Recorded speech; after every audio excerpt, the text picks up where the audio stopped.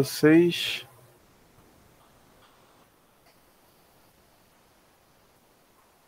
Pronto, agora eu consigo ver os comentários também.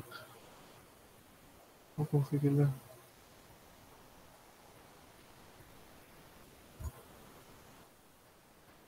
Pessoal, novamente vou solicitar a vocês permissão para poder gravar, certo? Se todo mundo puder botar no chat aí, eu agradeço.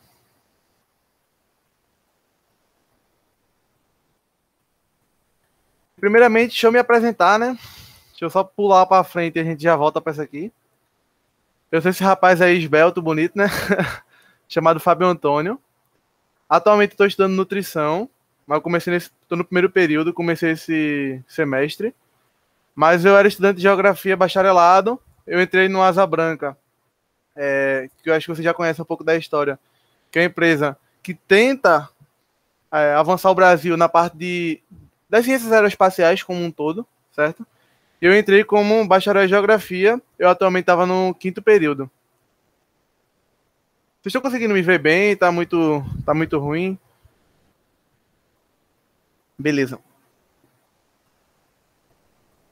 E eu era estudante de geografia bacharelado, certo?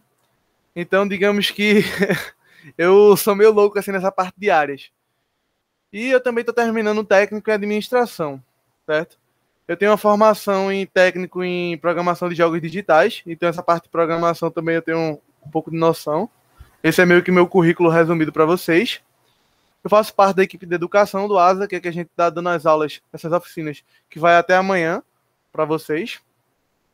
Eu me considero divulgador científico, isso aqui é meu Instagram. Não sei se vocês conseguem ver meu mouse, vocês conseguem ver? Tá dando para ver, né? Ok. Esse é o meu Instagram, que eu faço algumas postagens, tipo, eu tento fazer algumas de ciência, mas eu tô focando muito ultimamente em nutrição. E eu tenho um podcast que é o Ficou Sabendo, que eu falo no ciência no geral, certo? Convido vocês a dar uma olhada. E a gente tá aqui hoje por quê, né? Porque a gente tá na palestra oficina de quarta.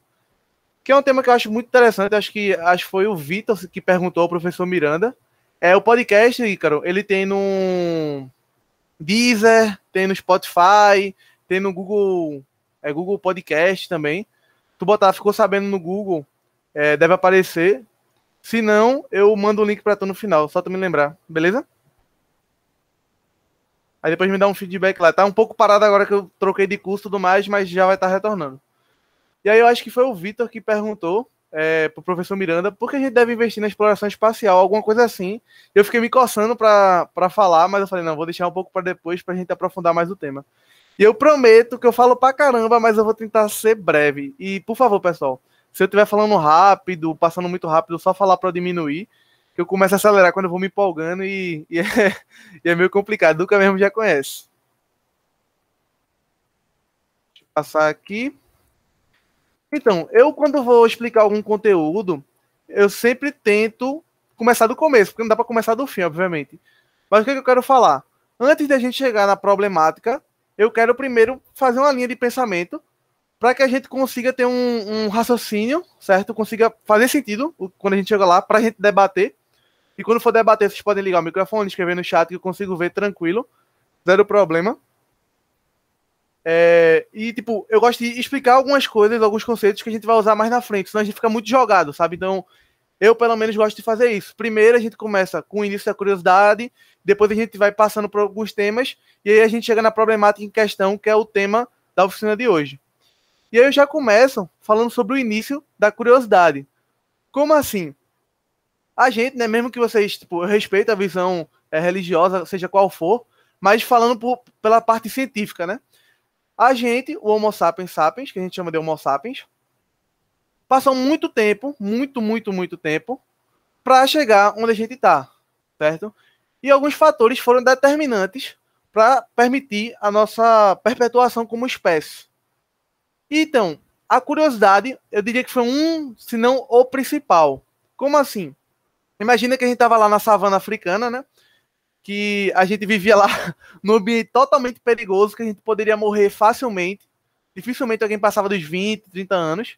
Obviamente, tinha os casos, mas em questão de média, certo? E aí a gente pensava o quê? Sobreviver. E o que é que seria um bom elemento para sobreviver? A curiosidade. Porque pensa comigo, vamos lá, eu tô no meio de uma floresta, um exemplo, uma floresta, um pântano, alguma coisa assim, e aí simplesmente eu vejo uma planta toda vermelha, toda chamativa, e eu falo, vou comer. Aí eu pego e como. Aí eu morro. Aí vai que chega outra pessoa, come a mesma planta e morre, e vai ficando morrendo, vai morrendo. E a gente sabe que pela teoria de Darwin, da seleção natural, quem passa não é o mais forte, certo? Não é o mais inteligente, é o que melhor se adapta às situações. Então, o que acontece? Quem morre não passa o seu DNA. Então, aquela linhagem ali termina. E aí, algum dia, não tem como dizer quando, isso é muito, muito complexo, mas algum dia, o Homo sapiens, que já tinha um cérebro muito grande, não é maior que o Neandertal, o Homo neandertais. Mas já era um cérebro muito grande, já tinha quase o tamanho que a gente vê hoje em dia. E essa parte eu estou me baseando muito no livro Sapiens, do Yuval, eu não sei como é que fala o nome dele, Harari, acho que é assim que fala. E aí o que acontece? A gente já tinha um cérebro e ele consome 25 a 50% das nossas energias diárias. Então ele tinha que ter alguma função, mas muito tempo, se eu não me engano, são 2 milhões de anos, ele não era usado. Usado assim, como a gente usa hoje em dia. Ele sim fazia várias funções, principalmente hormonais, metabolismo, tudo mais, mas não para a gente fazer essa parte de reflexão, de crítica, e o que a gente conhece hoje como normal, né? Então, por que não acontecia isso?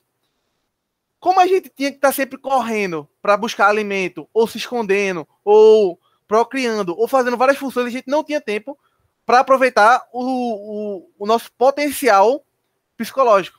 Então, o que acontece? Quando a gente vai começar, eu já vou pular, mas eu já volto, que a gente começa a deixar de ser nômade, nomadismo, que era sempre estar em um local, acabou recursos, ou diminuiu, ou tem um perigo, a gente passa para outro local e começa a utilizar esses recursos. A gente começa a ter um processo, né, que vai ser a revolução agrícola, justamente pela curiosidade, a gente consegue domestificar as plantas. O Yuval até brinca que as plantas que domestificaram a gente, né, porque quem se reproduz muito é o quê? O trigo, soja, enfim, milho. Então, tipo, qual é o objetivo de uma espécie? Se perpetuar. E aí eu já chego num paradigma que ele fala, mas vamos retomar. E aí, quando eu sou curioso, eu tento observar como as coisas funcionam no mundo, mesmo que ainda de forma simples. Por exemplo, se eu comer aquela flor, ou eu vi que um animal, outra pessoa comeu e morreu, pode ser que tipo, demore, mas vai chegar alguém que vai falar, opa, não vou comer isso aqui. E aí começa, aí ele vai sobreviver. E aí, isso com o tempo começa a passar de linhagem de linhagem. Não é que desenvolve esse conhecimento e aí passa. É que quem sobreviveu, por ter alguma modificação genética, psicológica, enfim, vai passar isso para frente. Porque a gente às vezes acaba confundindo, que é o darwinismo com a teoria de Lamarck, né? Que é tipo, como se a espécie desenvolvesse para sobreviver. Não. Ela nasce daquele jeito, ela tem alguma condição e depois ela sobrevive e reproduz, certo? E aí o que acontece? A gente começa a ter a curiosidade sendo um fator de sobrevivência. Quem é muito curioso, tentava entender como funcionavam as coisas, conseguia sobreviver. Quem não, morria e não deixava a seus descendentes. Tanto que por isso a gente tem alguns medos comuns, como medo do escuro, medo do oceano, medo de cobra, escorpião, que nossos ancestrais, por serem muito medrosos, acabaram sobrevivendo. E isso está no nosso DNA e acaba passando e vindo para a gente. E o Yuval, ele vai falar de 3 coisas que foram muito importantes nesse período aqui inicial de sobrevivência, que era a abstração, a comunicação e a formação de grupos.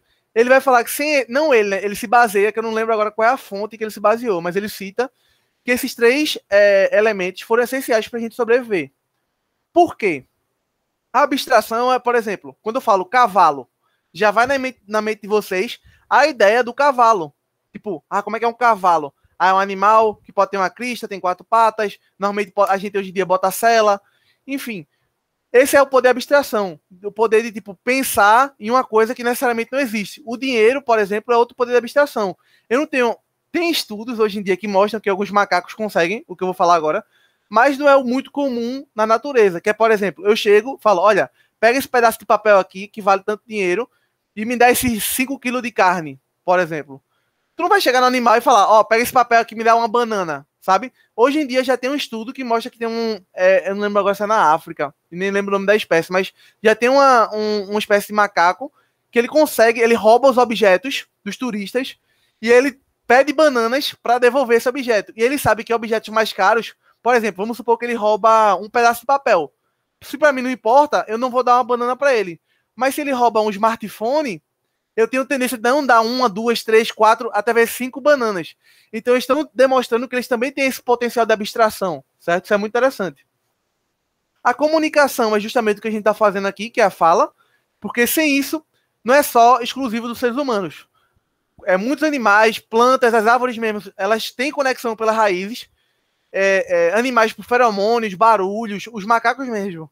Eles têm uns tipos de barulhos para avisar, olha, um perigo, uma cobra, um tigre, fome. Só que não é como a gente tem hoje, sabe? A gente conseguiu complexizar, nem complexizar, aprofundar a comunicação, mas não é exclusiva nossa. Mas ela permitiu que a gente formasse grupos muito grandes também.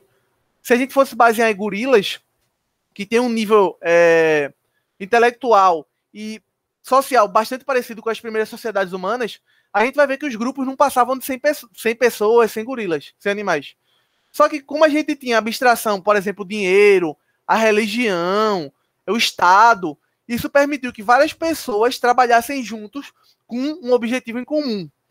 E a comunicação tem até 2 teorias, e uma delas que eu acho muito interessante e bastante relevante, é que a comunicação, a fala, surgiu justamente como fator de fofoca. Como assim? Vamos supor que a gente tem um grupo.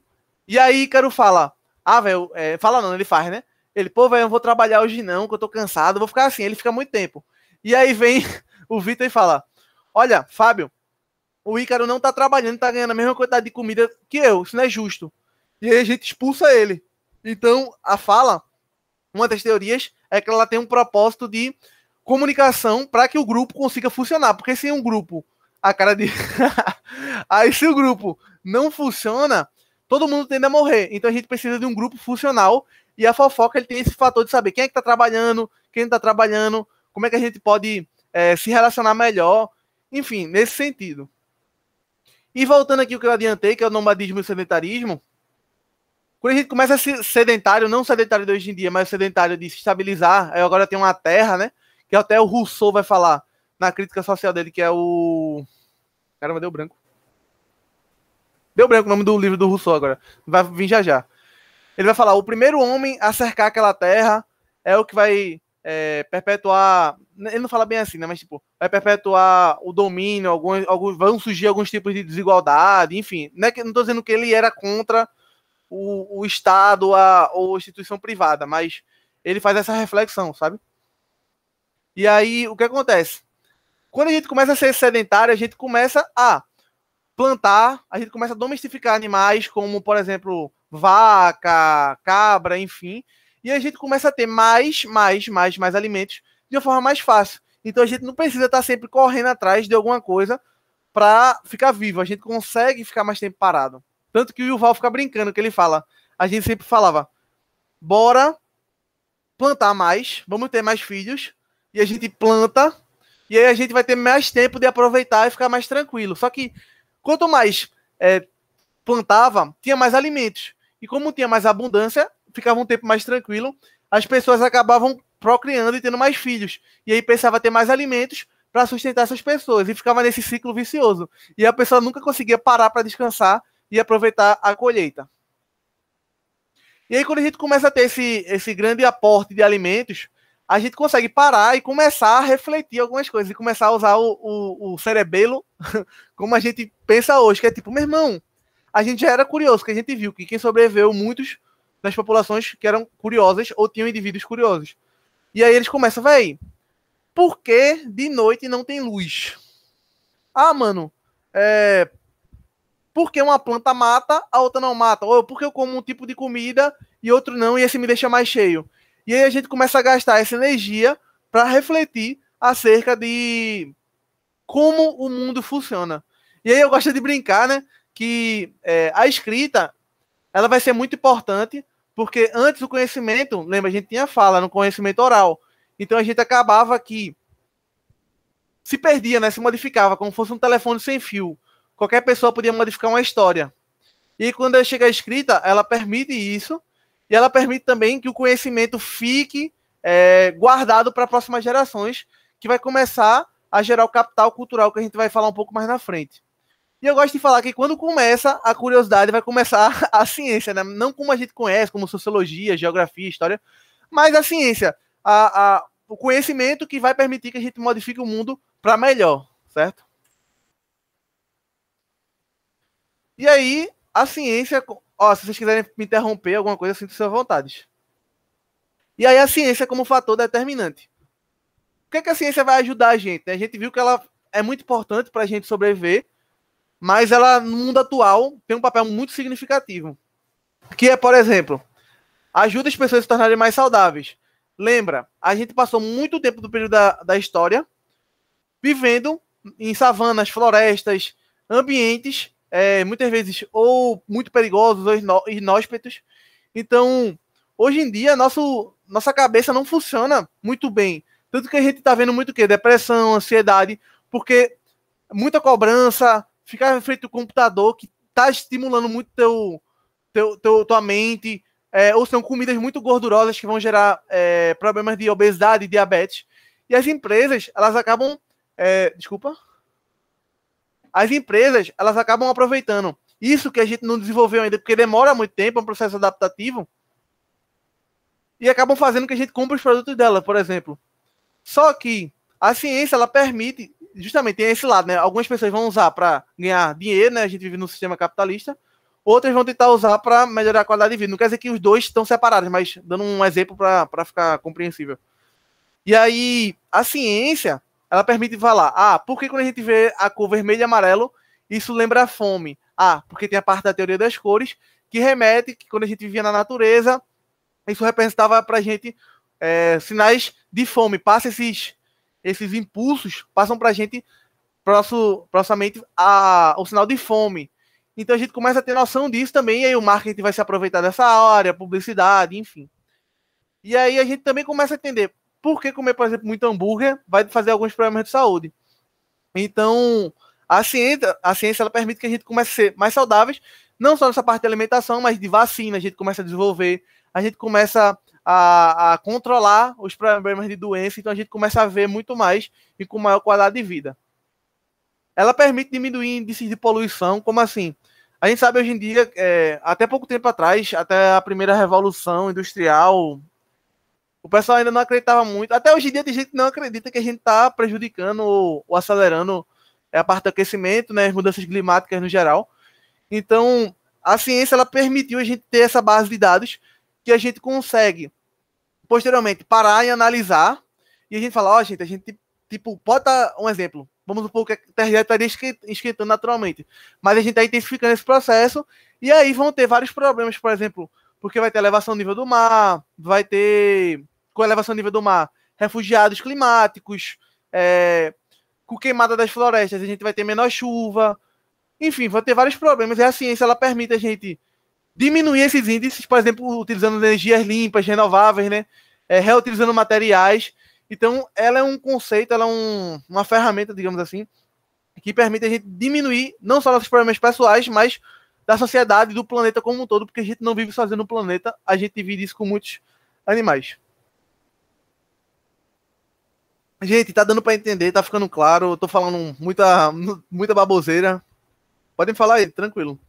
Se quiser, eu mudo o estilo aqui de como eu tô falando. Vamos dar continuidade. Bebam água. A gente também permite entender melhor o local em que vivemos. Como assim? Lembra que eu falei, a gente sempre, quando a gente conseguiu ser sedentário, a gente começa a refletir sobre a vida, tudo mais.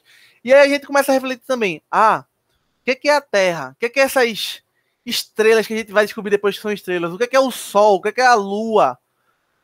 Como o planeta, se o planeta passar perto de um buraco negro, o que acontece? E a gente começa a entender melhor, não só nossa posição dentro da Terra, mas também no universo. A gente começa a ver como é grande o universo, sabe? Então a gente começa a ver, caramba, aí a gente vai ter o Copérnico, né? Não só o Copérnico, mas também, porque minha memória é horrível, velho, que tem um padre que ele foi até queimado, não lembro agora o nome, eu vou lembrar, gente, eu vou lembrar depois, senão eu boto depois. Teve um padre antes que foi queimado, se não me engano foi século XVI, XVII, justamente por defender essas ideias que a Terra não era o centro. E a gente vai ter o Nicolau Copérnico, que vai difundir isso também com seu livro. Vai ter o próprio Galileu. Enfim, vai ter vários cientistas, vários físicos, filósofos, que vão começar a teorizar isso, que é justamente a ciência, né? Que eu diria que é as três pessoas que quebraram o nosso egoísmo de se achar o centro de tudo. Primeiro a gente era o centro da Terra, aí Copérnico quebra isso. Depois a gente se achava o centro das espécies na Terra, aí vem Darwin, quebra isso, mostrando que a gente só é mais uma espécie. E a gente achava que a gente controlava a nossa própria mente. Aí vem Freud e fala que não, a gente não conhece nossa própria mente, a gente não tem... Isso, Giordano Bruno, obrigado, Vitor, tu é Deus. E aí a gente vai ter... Giordano Bruno foi muito importante, e ele defendeu as ideias até o final, tanto que a igreja acabou queimando ele. E aí a gente vai ter o próprio Freud dizendo que nem a nossa mente a gente consegue compreender totalmente. Então a gente deixa de ter esse egoísmo de se achar a espécie a mais gigante, a mais inteligente, e começa a compreender que foram alguns fatores que a gente já começou a ver que permitiram a gente chegar no ponto como a gente tá, e que a gente tem que parar com esse egoísmo de a gente é a espécie que domina tudo, a gente manda em tudo e acabou-se. E novas descobertas tecnológicas que a gente vai explorar um pouquinho mais na frente, mas são justamente essas tecnologias que permitem a gente viver com mais conforto, por exemplo, computador, celular, mas também tecnologias mais simples, por exemplo, uma lança, sabe, no tempo antigo, o fogo. Então são ferramentas que permitiam a gente acabar sobrevivendo melhor ao ambiente que a gente convive, né? E aí já começando a entrar na parte de investimento, essa parte para a gente começar a falar se vale a pena investir e tudo mais. Fazendo uma recapitulação breve, o investimento, ele é um capital, né, um dinheiro, seja tipo, não precisa ser necessariamente dinheiro, mas um recurso que eu tenho, que eu coloco em algum lugar com o intuito de ter rendimento. Eu quero que ele me renda, ele dobre, aumente alguma porcentagem em um período determinado de tempo, ou eu não posso também deixar indeterminado, mas um período pode ser mais curto, mas o ideal é que seja um pouco mais longe, certo? Tanto que pode entrar a ideia de matemática e estatística de juros compostos, enfim, que vai aumentar o seu dinheiro exponencialmente. Acho que eu falei errado exponencialmente, mas enfim, essa parte agora deu uma travada. E aí a gente vai ter também que a troca de um benefício imediato, vamos supor, eu tenho R$50. É um exemplo hipotético, cara. Mas imagina que eu tenho R$50, eu queria comprar uma pizza pra mim, botar alguma coisa em um jogo online. E aí eu falo, não, vou, sei lá, emprestar pro meu amigo e daqui a 2 semanas ele me dá R$100. Então eu tô trocando esse meu prazer, essa minha necessidade por uma coisa futura. Obviamente nem todo mundo consegue fazer isso, porque obviamente é mais fácil para quem tem mais capital do que quem tá passando necessidade para sobreviver. Vai ter o investimento, vai ter ligação também com o papel da inflação, né? Porque, por exemplo, se eu compro muitos bens e eu acabo não vendendo eles, eu não faço essa parte meio administrativa, né? Eu compro muito celular para revender ou vender. E, na verdade, eu não calculei quanto eu poderia vender, eu estou perdendo dinheiro, porque esse produto está com o dinheiro parado e a inflação vai fazer que cada dia ele começa a valer menos. Não só meu dinheiro, mas o produto. Então, a gente começa a perder. Então, essa parte de inflação é muito interessante para a gente também abordar. E investimento é diferente de aposta. Eu não chego assim, Vitor, vamos apostar aqui R$20, eu vou pegar uma moeda, se der cara é meu, se der coroa é teu, tá ligado? Não, ele sempre, não quer dizer que vai dar certo, mas ele sempre é mais, como posso falar, mais seguro do que uma aposta que conta muito com a porcentagem. Porque o investimento ele vai levar, eu tenho um conhecimento da inflação, eu sei que as tendências, lembra, eu sei que, mas não quer dizer que vai ser. Mas eu sei que as tendências é, por exemplo, o PIB do Brasil subir, um exemplo. Então eu começo a investir em algumas empresas para que depois eu tenha esse retorno. Não é tipo uma aposta que eu chego, vou apostar. Tem a parte que é parecida, mas é diferente de uma aposta. Que é muito de sorte, digamos assim.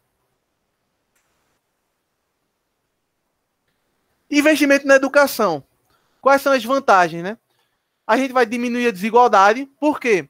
Lembra, a gente vive numa sociedade que algumas pessoas, por nascerem filhos de outras pessoas que já têm empresa, vão ter muito recurso e outras não.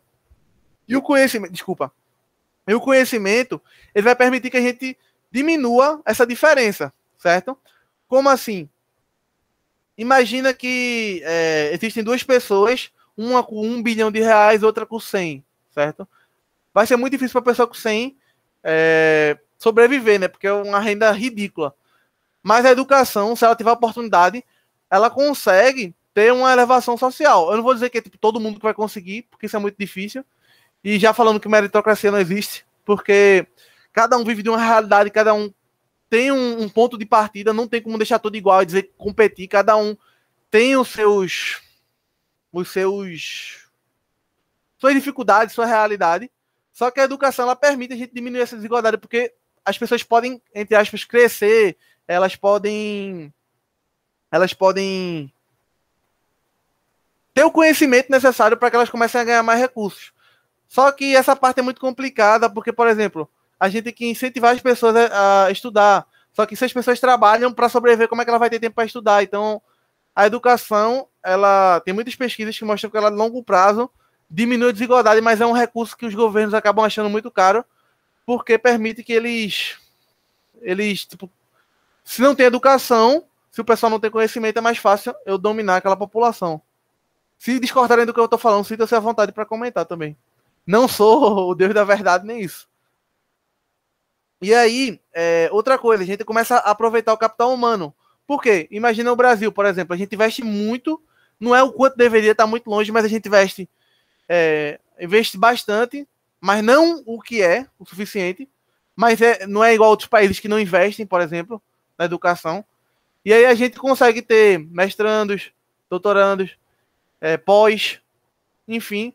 Só que como a gente investe na formação deles, com universidades gratuitas, curso, escola gratuita, mas depois a gente não dá mercado de trabalho, a gente não tem como pagar o salário, a gente não dá incentivos para a pessoa continuar no mestrado, a bolsa é muito baixa, e aí acaba que essas pessoas vão receber melhores oportunidades no exterior, e aí eles vão, porque tipo, a gente precisa de dinheiro para sobreviver. E aí a gente meio que forma um profissional para entregar de bandeja para outro país, sabe? Isso é bem complicado, e aí a gente evita a fuga de cérebros assim. Assim, investindo no país, né? Porque aí as pessoas vão trabalhar no país e a gente vai ter mais cientistas trabalhando no país. A ciência vai tentar resolver os problemas que a gente está passando. Outra coisa, ele vai permitir aumentar o aumento do PNB, que é diferente do PIB. O PIB é o Produto Interno Bruto. O PNB é o Produto Nacional Bruto. Muitas vezes os governos vão usar, o PIB do Brasil está alto. Só que o PIB, vocês têm que lembrar que as empresas que estão aqui, mas são multinacionais, enfim, elas vão gerar dinheiro aqui, alguma parte fica de imposto, mas as outras voltam para o país sede, enfim. Então, o PIB ele leva em consideração tudo que está sendo produzido no Brasil. O PNB é literalmente o que as empresas brasileiras vão ter, tanto no Brasil quanto no exterior. Então, o aumento do PNB é muito significativo, mais do que o PIB, que pode ser utilizado como uma medida de manipulação para dizer, olha, o PIB do Brasil está alto, mas na verdade aquele dinheiro, pouca porcentagem vai ficar no Brasil. E lembra que eu falei, né, o capital cultural. O que é o capital cultural? É justamente a ciência, a filosofia, enfim, que a gente vai tendo conhecimentos, a gente vai acumulando isso. Por exemplo, hoje é muito, muito mais fácil eu fazer algumas pesquisas em física do que 5, 3, 2 mil anos atrás, porque ainda estava engateando. Hoje a gente já tem tecnologias que foram desenvolvidas por outros cientistas, que hoje a gente se baseia e a gente tem a possibilidade de criar novas. Tanto que é o Carl Sagan, se eu não me engano, que fala, né, que ele só conseguiu chegar longe, a gente só consegue chegar longe porque a gente subiu num ombro de gigantes. E foram os outros cientistas que vieram antes, que deram a base para que a gente consiga sempre mais evoluir a ciência. Por isso que é por causa do capital cultural também, que hoje em dia uma criança já consegue nascer mexendo muito, muito bem no celular, e algumas pessoas que já são adultas ou têm mais idade, têm muita dificuldade. Porque já faz parte do dia a dia, já é o que ela convive sempre. E aí tem uma reflexão rápida. Isso aqui foi do... Eu vou ter que olhar aqui a cola, que eu não lembro a data. Pronto, foi do PISA, que é o Programa Internacional de Avaliação de Estudantes. E esse ocorreu entre 2013 e 2012. Esse que vai dar essa informação. E o Brasil está bem mal posicionado, né? 58. Então você fala, existem quase 300 países, é muito bom. Só que, pelo Brasil, tem um PIB, lembra? É bom falar do PNB, mas vamos falar do PIB, que é o que é mais falado. Tem um PIB grande, a gente tinha que ter melhores rankings, melhores posicionamentos, só que a gente não investe tanto na educação. A gente investe, mas não quanto deveria, como outros países. Por quê? Educação, conhecimento faz que o país se desenvolva e ele consiga ter mais poder aquisitivo para melhorar a qualidade de vida dos seus moradores, digamos assim. E aí o Brasil, ele ficou atrás de países como Cazaquistão, México, Uruguai. E aí isso é muito triste, né? Tem países, por exemplo, aqui, tipo, você vai ver China, Singapura, Xangai, Japão, Suíça, que a gente já conhece que são países que investem muito, tanto que eles vão ser exportadores de tecnologia para outros locais. Diferente do Brasil, que hoje em dia a gente é o celeiro do mundo, né? A gente sempre está gastando essa parte de, tipo, vendendo nosso solo sem vender o solo. A gente vende a soja, mas a soja ela foi consumida muita água, foi consumida muitos minerais do nosso solo para produzir ela, e a gente não cobra o devido valor. Fora que os solos, um pouco de geografia, né?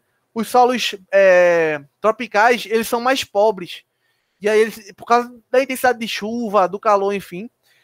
E aí acontece que tipo, a gente fica esgotando nossos recursos, igual enquanto outros países, por exemplo, como os Estados Unidos, que exporta muito de fora, importa, desculpa, de fora, tá mantendo esses recursos. Tipo o petróleo. Ele compra petróleo de fora porque ele tem as suas reservas. Quando no mundo começar uma crise de petróleo, ele pode vender muito alto ou se manter, sabe? E aí a gente vê que em matemática, literatura e ciências, a gente teve maior nota em leitura, desculpa. E ciências a gente tá, e matemática a gente tá bem fraco ainda. Mas a gente tem muitos exemplos bons de estudantes, principalmente dos institutos federais, do ensino fundamental, que já ganharam competições tanto da parte de astronomia, de química, física, português, história. Só que são muito casos esporádicos. A gente tem que começar a investir mais nessas pessoas. Eu trouxe um vídeo aqui para mostrar para vocês rapidão. Eu vou só recompartilhar, porque se eu der play aqui vai ficar travando. Eu vou compartilhar outra aba aqui.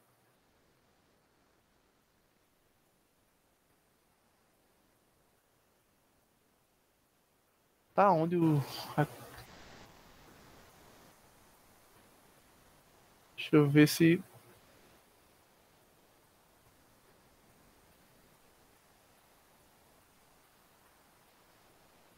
Não, peraí, rapidão, eu compartilhei a errada. Aqui.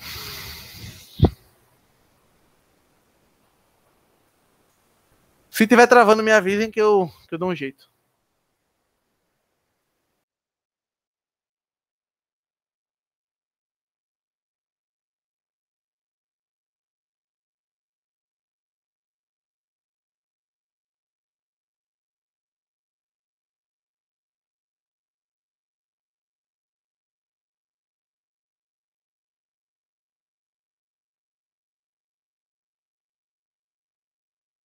Professor, tá travando um pouquinho só.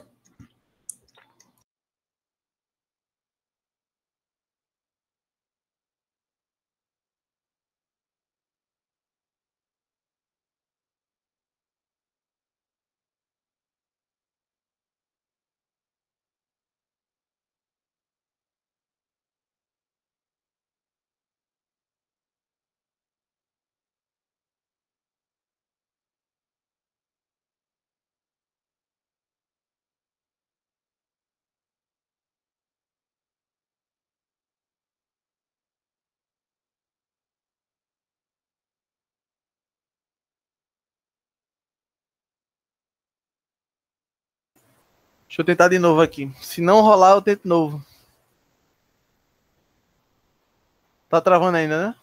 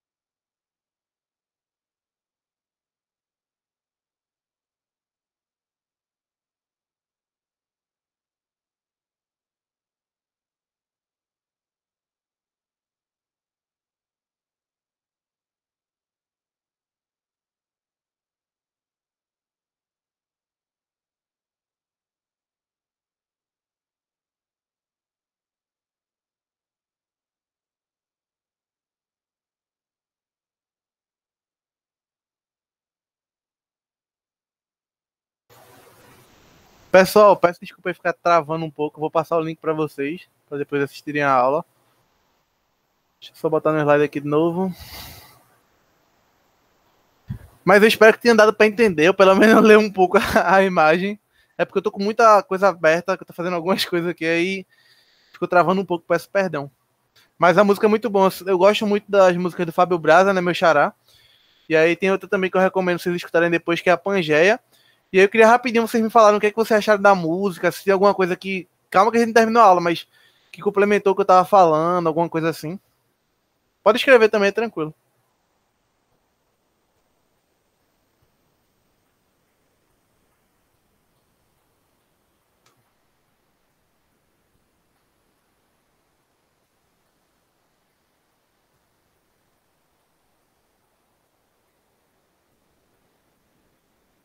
Tipo, eu normalmente trago... Eita, Vitor, foi mal, velho. Não saiu, ó. Eu espero que tenha dado pra ler, pelo menos. A música em si, eu vou passar o link. Deixa eu botar aqui logo. Deixa eu pegar o link aqui. Depois escuta com calma, que essa música aqui vale muito a pena. Mas não só ela, eu recomendo também, se possível. Se possível, ver a Pangeia, que é outra dele muito boa. Porque essa música, ela fala muito, tipo... É o nome dela, né? De volta ao passado. Se a gente pudesse falar para as pessoas do passado. E aí tem uma parte muito boa que ele vai falar: a gente só chegou na Lua porque justamente foi Galileu, não só Galileu, né? Vários outros cientistas, mas que a gente, como eu disse, tá sempre seguindo o capital cultural. A gente tá sempre pegando essa informação que está acumulada e utilizando ou colocando em prática. Tanto que tem teorias que são lá dos anos 1000, 1500, ano 1000, e a gente acaba tipo, conseguindo provar em prática agora, sabe, com a tecnologia que a gente tem. Então é muito importante essa parte de reflexão para mostrar o quanto a ciência é válida, sabe? Mesmo que ela não tenha uma aplicação prática no momento atual. Mas não quer dizer que no futuro ela não tenha, ou mesmo ela seja uma parte para aumentar o nosso potencial filosófico, teórico, lógico, que depois pode vir a virar alguma coisa ou não, sabe? A gente tem muito essa mania hoje em dia de ser utilitarista, sabe? Tipo, que a ciência tem que estar sempre sendo utilizada em alguma coisa imediata, mas não, ela não é assim, sabe? E aí o vídeo também... Pode falar, Vitor. Ô, Fábio, tá me escutando? Tô sim. Cara, eu achei muito, muito legal esse vídeo, sabe? Assim, fez refletir muito, porque eu já pensei muito, cara, imagina se a pessoa conseguisse voltar para uma tragédia ou para algum aqui dos exemplos que ele citou e você conseguir mudar isso. Mas só que eu fico imaginando, cara, se eu voltasse e eu conseguisse mudar, conseguisse evitar, eu estaria, assim, aonde é que eu tô agora? Porque se eu mudasse algo, podia, assim, a história poderia pegar um rumo totalmente diferente e ter uma tragédia pior, sabe? Então, cara, você consegue ficar pensando nisso e é um negócio bem legal de se pensar, sabe? Só que, qual é a tua opinião, assim, nesse sentido, assim, Pronto, de opinião? eu entendi. Tipo, às vezes tu conhece uma série chamada Dark, conhece? Claro. Pronto. Então, Dark é muito boa para falar isso. E, tipo, é meio complicado essa parte, porque vão ter vários autores cientistas que vão falar que, por exemplo, a gente alterar. Eu creio muito na teoria do caos. Eu não sei se você conhece, a teoria do caos é, por exemplo, se eu tiver a escolha de beber esse copo d'água agora, tá ligado? Eu vou querer ir no banheiro mais tarde, porque eu bebi muita água. E aí isso vai fazer que, por exemplo, eu não vá na cozinha e pegue uma faca que eu vá cortar um alimento e me corte, porque eu demorei mais tempo. Enfim, só resumidamente, bem simplificado. E aí o que acontece? Eu creio muito, e tipo, muitos cientistas também falam que, vamos supor que eu chego lá e mato Hitler, um exemplo. E aí eu fico até brincando que eu li um livro recentemente, que é O Andar do Bêbado, que é do Rafael Miladivou, é um nome bem complicadinho. Que ele até fala, se eu voltasse no tempo e matasse Hitler, eu não existiria, porque o pai dele morava na Alemanha, e aí a família dele, morreu todo mundo, menos ele, e ele foi para os Estados Unidos e conheceu a mãe dele, né, do Rafael. E teve os filhos, tanto o Rafael quanto eu acho que é uma irmã, que ele tem um irmão. Enfim, então quando a gente modifica uma coisa dessa, pode ser que ou ela continue na história, tipo, venha outra pessoa e faça esse papel, ou pode ser que, tipo, modifique totalmente e vira um paradoxo, por exemplo, porque, tipo, como é que tu vai voltar para resolver um problema que no futuro, como tu modificou, não existe mais, sabe? Então é um negócio que a gente pode debater bastante, que, tipo, quebra a cabeça, tanto que até o Fábio Braza fala na parte, e se eu modificar alguma coisa, tipo, um massacre, por exemplo, e se eu não existisse? Aí ele pergunta, e ele fala, e se eu não existisse, que diferença faria? Sabe, tipo, essa questão que eu falei, que a gente às vezes acha, eu sou muito importante, sabe, eu sou muito, não tô dizendo, gente, não tô dizendo que a gente não é importante, entendeu? Eu tô dizendo que a gente não pode ficar, tipo, eu sou a pessoa mais importante, o mundo roda ao meu redor, a gente tem que ser importante, a gente tem que também, mas justamente ter a humildade. E aí o Fábio, ele faz essa reflexão que, tipo, poderia modificar tudo e que num curto período de prazo a gente poderia ter um benefício, vamos supor, que matei Hitler, não teria o nazismo. Mas vai que como a gente não teve o nazismo, a gente não aprendeu com isso, e daqui a uns 20 anos a gente tem um movimento muito pior, sabe? Então é muito complicado, e até tem alguns autores que falam, não existe o si, porque o si é infinito, tanto que tem uma série na Marvel, não sei se tu acompanha, que é o What If, que é e se? Então, tipo, ele pega o universo da Marvel, né, que é de super-heróis, e fala, se o Capitão América, o Homem de Ferro morresse, o que aconteceria, sabe? E aí, várias probabilidades, várias coisas. Então, tipo, é um debate muito rico, mas até hoje não tem uma resposta muito pronta. E eu, tipo, acredito que, por exemplo, dependendo do nível da mudança, poderia alterar totalmente o que a gente tá vivendo, sabe? Não sei se eu respondi, se eu ajudei, mas eu espero que tenha ficado um pouco claro.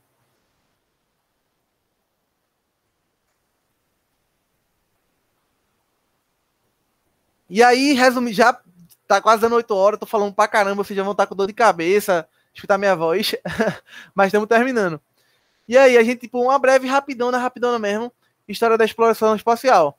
A gente vai ter, né, aqui que a gente conhece pelo período da Guerra Fria, que é os Estados Unidos e a União Soviética, né, que eram vários países, incluindo a Rússia, a Bielorrússia, enfim, que disputavam o poder, né, eles queriam controlar, disputavam a hegemonia daquela época. Então, tipo, como é que eles faziam isso também? Não era só ir conquistar pela parte de ideologia, né, que era o socialismo e o capitalismo, mas também dominar o espaço. E o espaço é muito importante justamente para essa hegemonia, não só em questão de... Desculpa. Não só em questão, tipo, por exemplo, eu vou dominar o espaço porque eu quero, só para dizer, eu sou o cara, mano, dominei o espaço. Não. Porque, por exemplo, hoje em dia a gente tem muitos satélites, principalmente esses países mais ricos, e esses satélites que vão fazer o quê? Dão GPS, tanto que a gente tem o GPS, e o da Rússia não é o GPS, é que eu esqueci o nome agora, velho. Eu tenho um Alzheimer, que é outro sistema diferente, porque, por exemplo, imagina que a gente vai ter uma guerra futura. Aí os Estados Unidos falam, vou desligar o GPS para todo mundo, só usa eu, tá ligado? Ferra quase todo mundo. Então, tipo, os países têm que ter os seus próprios sistemas de coordenadas, seu próprio satélite, para ter seus dados, sabe? Então, eles disputavam isso para ver quem ia controlar a maior parte do mundo. Tanto que hoje em dia a gente vai ter a China, a gente vai ter países europeus, Emirados Árabes, disputando esse novo papel de hegemonia, né? Que são tipo a China, os tigres asiáticos, que começam a emergir e querem essa parte de dominação, de tecnologia, tá produzindo coisa que pode servir de potencial bélico ou não. Porque, por exemplo, a própria período da Guerra Fria e o período entre guerras também, a gente desenvolveu muita tecnologia como micro-ondas, os próprios satélites em si. Então, tipo, isso tecnologia que foi desenvolvida com competição, contexto bélico que a gente usa hoje em dia no nosso dia a dia, sabe, na nossa rotina. E o Brasil, ele tenta muito, só que como eu disse, a gente não tem tanto investimento quanto esses países. E aí a gente tem, por exemplo, o INPE, né, que ele tipo, o INPE, ele é incrível do que ele faz com a quantidade de recursos que ele faz. Porque justamente ele deveria ter muito mais para conseguir, como é que eu posso falar? Pesquisar, virar um exemplo, uma NASA, né, que acho que é um dos mais famosos. E a gente tem algumas parcerias com a Índia, a gente tem parceria com a China, que normalmente são os países do BRICS, né, a Rússia também, pra gente... Eu vi, valeu, Lucas. Aí o que acontece? A gente tem essas parcerias com outros países que estão crescendo também, para que a gente consiga ter a nossa independência, a gente não fique dependendo sempre de outros países, a gente consiga colocar nossos próprios satélites, que eles funcionem bem, que eles deem dados para a gente, por exemplo, o INPE, cuidar da Amazônia, ver o nosso índice de poluição. Então vão ter várias coisas que a gente precisa ter informação, porque às vezes a gente tem que comprar a informação de outro país, e isso é muito caro. A gente poderia vender tecnologia por um Japão, os Estados Unidos, uma China da vida faz, mas a gente, por não ter desenvolvimento, a gente se acomoda na venda de commodities, né? De carne, de plantação, de frutas, enfim, no geral. E aí a gente vai ter o Amazônia 1, que foi, se eu não me engano, eu posso estar falando aqui que data, eu sou meu Alzheimer, que é o primeiro satélite que foi jogado, foi colocado em órbita, foi o Brasil e a Índia. Eu tenho aqui uma cola, deixa eu ver aqui, só para não falar besteira. Aqui, ó, dia 28 de fevereiro. 100% brasileiro, em parceria com a Índia. E que era para monitorar o desmatamento norte do país, certo? E outra coisa, por exemplo, por que eu tenho que investir na parte de exploração espacial enquanto muitas pessoas passam fome, certo? Na Terra. A gente gasta bilhões, trilhões de dinheiro enquanto pessoas estão passando fome. Essa questão da fome é um pouco complicada de se debater aqui, mas eu já deixo de recomendação um geógrafo, que é o geógrafo médico, que é o Josué de Castro. Ele vai ter o livro A Geografia da Fome e a Geopolítica da Fome. E ele vai ter outros contos, que é um romance, que é Homens e Caranguejos, que ele vai falar muito sobre a fome, que ele colocou o tema em evidência, mas a questão da fome hoje em dia é muito mais de distribuição dos alimentos do que propriamente não ter alimentos para as pessoas comerem. Tanto que a gente tem muito desperdício. Por exemplo, o fast food é um exemplo disso. Está sempre produzindo, para sempre ter quem fala na administração, just in time, que é um tempo de entrega para você muito rápido, só que aí essa comida vai se perdendo, e a gente acaba tendo muito desperdício. Então a questão da fome é muito mais de distribuição, fora que a gente tem as desigualdades entre os países que vão ser mais ricos e compram ou produzem mais, vão ter mais alimentos que países que acabam não tendo esse potencial. Então ela é uma questão muito política, mais do que em questão de escassez. Tanto que a fome ela já foi debatida anteriormente por Thomas Malthus, né? Thomas Malthus, que ele fala, a população humana vai crescer tanto que vai acabar os alimentos. Só que a gente teve as tecnologias, a gente teve as inovações, e aí permitiu que a gente conseguisse a Revolução Verde, né? A parte hoje em dia a gente vê com a biotecnologia, enfim, que a gente consegue aumentar muito o potencial de produção. A questão é a gente distribuir bem e conseguir matar a fome, que hoje em dia é horrível ter pessoas passando fome, tanto que esse dado eu não lembro de cabeça, mas se eu não me engano é 1/3 da população mundial ou passa fome, ou tem sintomas de desnutrição, ou problemas carenciais de algumas vitaminas, minerais, enfim. Então, é uma questão que hoje em dia não era pra gente estar passando por isso, e a gente vê no Brasil a fome voltando a crescer, né? Complicado. Algumas datas que eu coloquei aqui em relação à corrida espacial dos Estados Unidos e a União Soviética, que em 1957 é lançado o primeiro satélite artificial no espaço, né, que é o famoso Sputnik, e também tem a primeira cachorrinha, né, que é a Laika, que é o primeiro ser vivo que eles jogam. Infelizmente ela não sobreviveu, mas foi o primeiro ser vivo assim em órbita. A gente vai ter em 58 os Estados Unidos com o Explorer 1. 61 a gente vai ter o primeiro homem no espaço, que é o Yuri Gagarin. E em 69, né, o famoso Apollo, que a gente vai ter a chegada do homem à Lua. Então é muito interessante a gente ver que não foi um país que controlou isso, foi uma disputa mesmo. E hoje em dia a gente ainda vê as pessoas falando que o homem não foi à Lua, né? É meio complicado mesmo. Ou que a Terra é plana. E aí, alguns benefícios da exploração espacial, certo? Como eu disse na parte satélite, comunicação às longas distâncias. Como assim? Hoje a gente só fala no celular, por exemplo, a gente consegue mandar mensagens muito rápidas, justamente por essa parte de tecnologia dos satélites. Não só por eles, mas principalmente, ou se não, o próprio GPS, para a gente se localizar, o próprio, tipo, a gente utilizar esse satélite para mapear alguns locais, entender como a Amazônia está sendo queimada, como o Pantanal passou por problemas terríveis, e a gente começa a ter esses dados, e aí a gente começa a conseguir trabalhar efetivamente em cima desses problemas. A gente também vai começar a ter independência, como eu falei, que é econômica, a gente vai começar a produzir a própria tecnologia e a gente pode exportar, isso também vai aumentar o produto interno bruto do país. A defesa militar, tipo, espero que nunca tenha guerra, mas em questões que podem começar, né? Tanto que tem alguns teóricos que vão falar que a água vai ser o fim do petróleo, ou a começa da crise hídrica vai ser um gerador de próxima guerra. Então isso também é interessante. Eu espero que nunca tenha guerra, mas falando é uma possibilidade, então tem que ser citada. A ciência trabalha com possibilidade e com hipóteses. A própria exploração espacial, que ela vai ser muito significativa, tanto para a gente coletar recursos que a gente não tem em abundância na Terra, ou descobrir novas teorias, novas metodologias, que a gente vai começar a compreender melhor o mundo e possivelmente melhorar ele. A gente, por exemplo, pode aprender a como absorver melhor a luz solar, que a gente hoje em dia é muito mal. Tipo, comparado a uma planta, a parte de fotossíntese a gente faz muito mal. Então, isso permitiria que a gente conseguisse captar mais essa energia limpa, renovável. Tudo bem que as placas, elas são um poluidor muito forte, mas comparado, por exemplo, com petróleo, com um desvio, com uma barreira, tem que fazer para colocar uma hidrelétrica.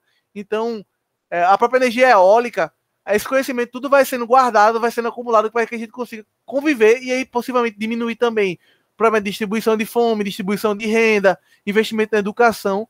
Então, a exploração espacial, ele reflete muito também em tecnologias, porque o celular que a gente tem hoje em dia, aquela famosa frase, né? Hoje em dia é muito, muito, muito melhor do que a primeira nave que levou o homem ao espaço, ao homem à lua. A gente tem um potencial muito grande graças a isso, e hoje em dia a gente não é falado. Então a gente sempre escuta, volta para acabar com a fome do pessoal, investe em educação.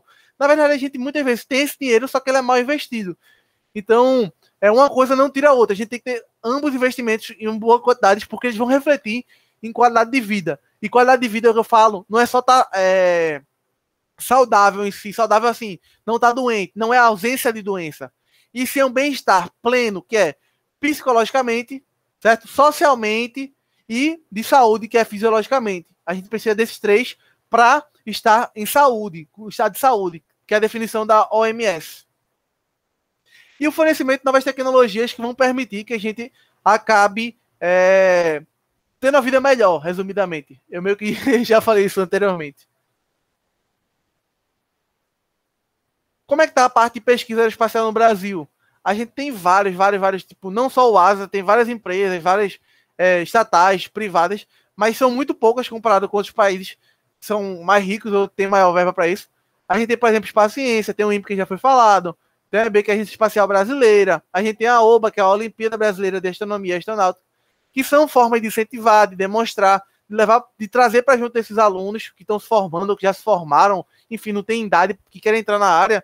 A gente precisa de pessoas que queiram trabalhar, que gostem de trabalhar. Muitas vezes as pessoas querem, estudam, formam-se, mas faz aquela fuga de cérebros, elas vão para outros países e acabam trabalhando lá e fortalecendo ainda mais os outros países do que a nossa nação, sabe? Então, é muito importante a gente procurar saber quem são, incentivar, participar, cobrar do governo, cobrar também do privado, essas melhorias que a gente vai ter muita coisa boa para a sociedade, certo?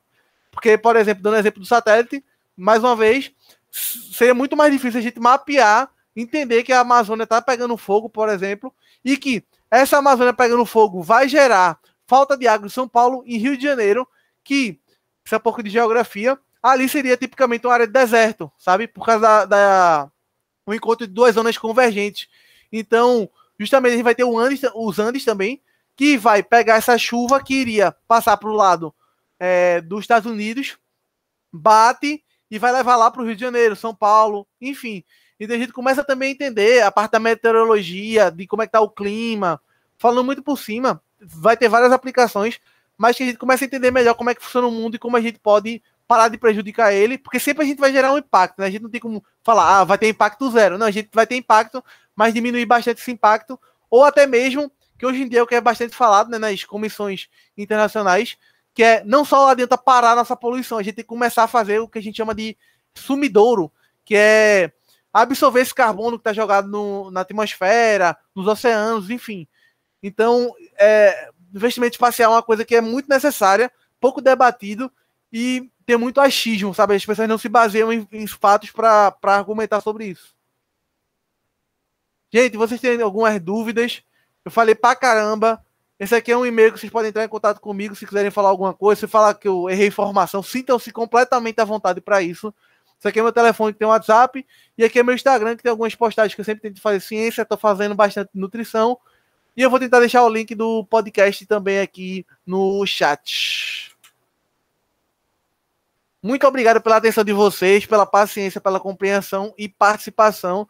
Peço desculpa aí por qualquer coisa que tenha acontecido. Fico muito grato por a disponibilidade de tempo de vocês.